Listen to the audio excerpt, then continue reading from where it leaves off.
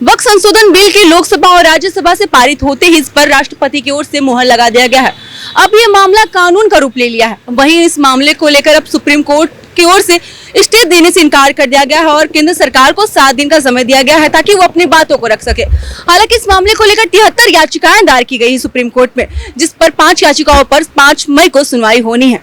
वहीं अगर हम बात करें इस मामले को लेकर, लगातार राज्य में देश भर में सियासत गर्म है। लगातार विपक्ष की ओर से केंद्र सरकार पर यह आरोप लगाया जा रहा है कि वो भारत के मुसलमानों के साथ भेदभाव कर रही है, उनके धर्म के साथ भेदभाव कर रही है। वहीं अगर हम बात करें, भाजपा की ओर से अब एक नई रणनीति तय की गई है और कहा जा रहा है कि सभी लोग अपने अपने क्षेत्र में वक्फ संशोधन के फायदे लोगों तक पहुंचाए।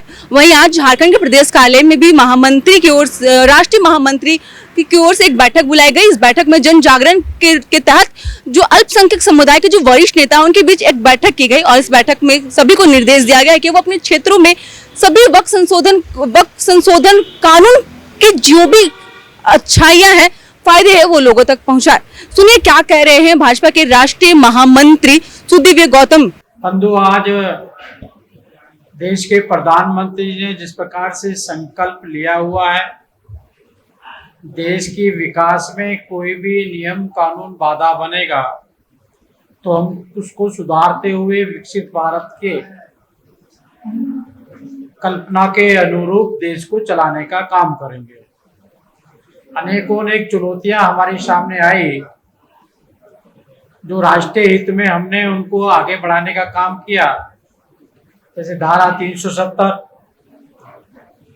जो कि देश के ऊपर कलंक था, देश के अब में अलगाववाद दिखाई दे रहा था। सीए जो उस समय के तथाकथित सभी नेताओं की इच्छा थी, लेकिन उस पर भी एक दुर्भाग्यपूर्ण भ्रम फैलाया गया कि सीए से नागरिकता चली जाएगी और आज 4 साल में एक भी व्यक्ति की नागरिकता नहीं है, बल्कि नागरिकता देने वाला था। राम मंदिर में अनेकों अनेक अड़चने आई हुई थी, लेकिन आज सभी का इस मान में गौरव होता है कि राम मंदिर भी बनकर तैयार हुआ। ऐसे अनेकों अनेक चुनौतियां, 3 तलाक, यूसीसी तो देश के विकास में रोड़े अटका रही थी, सबको हमने संशोधित करने का काम किया है।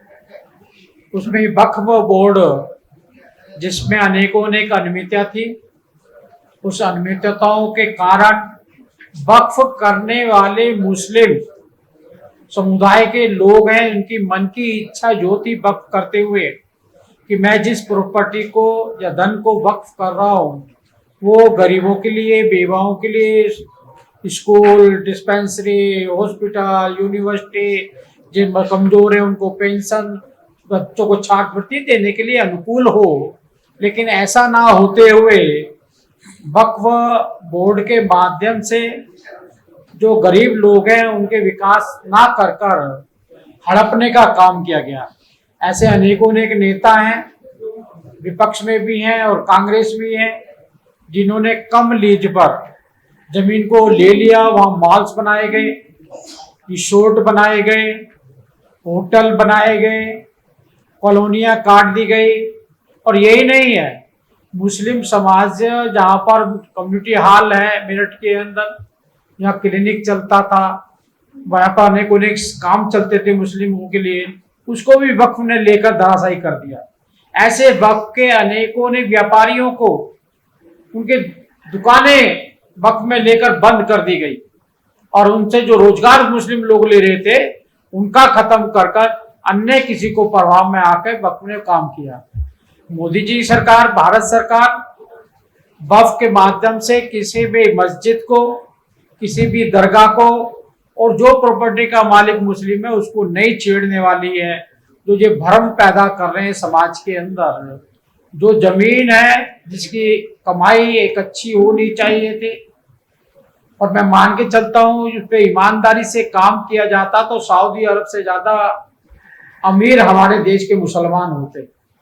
लेकिन वो ना कर एक प्रॉपर्टी डीलर की तरह अपने लोगों को लाभ पहुंचाना, अपने उनमें वो मुसलमान थे जिन पे अत्याचार किए गए वो भी मुसलमान ही थे। अनेकों अनेक गुरुद्वारों को वक्फ घोषित कर दिया गया और 2013 में कांग्रेस ने जाते जाते वक्फ की ये स्थिति कर दी कि वक्फ जिसको देख के कहेगा ये वक्फ की जमीन है तो वो वक्फ की हो गई, उसका कहीं भी अपील भी नहीं थी, खाली बोर्ड में ही जा सकते थे। लेकिन आज जो कानून आया है उसके माध्यम के जन जागरण का काम हम जनता के बीच में जा रहे हैं, बता रहे हैं कि वक्फ करते हुए भी उसे अपने परिवार से सबसे पूछना पड़ेगा। घर में माता है, बहन है, बेवा है, कोई भी अगर उसको मदद की जरूरत है तो उसका हिस्सा दिया जाएगा। वक्फ की हुई प्रॉपर्टी में college, university, school, hospital, dispensary बनाने का काम किया जाएगा। और वक्फ अगर कोई करता है उसको भी 90 दिन का समय दिया जाएगा कि 90 दिन के अंदर अपनी प्रॉपर्टी के बारे में जो भी बताना कहना है वो उसे पूछा जाएगा और वो उसकी सहमति देगा तो वक्फ होगी। और वक्फ होगी मुस्लिमों के जो गरीब है, पसमानदा समाज है, बोरा समाज है, अहमदिया समाज है, अनेकों अनेक जाति है, 90% लोग गरीबी की रेखा के नीचे हैं। मोदी जी ने 4 करोड़ लोगों को मकान बना के देने का काम किया है, जो माइनॉरिटी को भी उसमें बड़ी संख्या है। अगर ये वक्फ सही तरीके से इस्तेमाल होता, मुझे लगता है देश के मुसलमानों की हालत भी अच्छी होती। और ये वक्फ बोर्ड के बारे में भारतीय जनता पार्टी का अपना सारा मोर्चा अपने अनेकों अनेक काम के साथ साथ ये भी जन जागरण का काम करेगा, बताएगा कि वक्फ बोर्ड जो वक्फ नया बन रहा है, वक्फ की प्रॉपर्टी में कोई हिंदू नहीं होगा, वक्फ के मदरसों में, मस्जिदों में कोई हिंदू नहीं होगा। जहां तक व्यवस्था का सवाल है, व्यवस्था भारत सरकार है और भारत सरकार के अंतर्गत आने वाली जो भी संस्थाएं हैं, प्रॉपर्टी है, संवैधानिक संस्थाएं हैं, उसको देश के विकास में कैसे अच्छा काम करे, इसलिए इसके समर्थन में आज हमने प्रदेश की वर्कशॉप की है, कल जिले की होगी अभी हफ्ते के अंदर, फिर जनता के बीच में जाकर उसकी अच्छाई और बुराई बताने का काम करेंगे। और मुझे लगता है कि जनता का बहुत बड़ा समर्थन, ईसाई मशीनरी केरल के अंदर 600 घरों को धराशायी कर दिया गया, गुरुद्वारे को वक्फ घोषित कर दिया गया। ऐसे अनेकों प्रताड़ित लोग हैं, उनको सबको समझाया जाएगा कि आगे से ऐसा नहीं होगा, जो भी होगा समाज के काम होगा, देश के काम होगा। और बड़ा दुर्भाग्य उदाहरण देते भी अजीब सा लगता है कि मुस्लिम धर्म 1450 साल पूर्व हुआ है, 1500 वर्ष पुराना मंदिर को ही वक्फ घोषित कर दिया।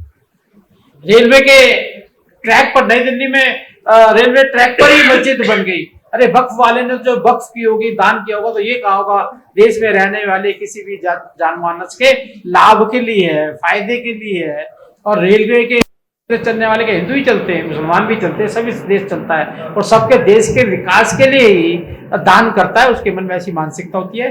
इन सब विचारों को लेकर झारखंड के अंदर मंडल स्तर तक छोटी छोटी गोष्ठियां, बड़ी बड़ी गोष्ठियां महिला को भी बताएंगे। सभी लोग मिलकर एक विकसित भारत में अच्छा वक्फ बन के जाए और हमारे मुस्लिम भी मुख्य धारा में साथ से साथ मिलकर आगे विकास की ओर बढ़े।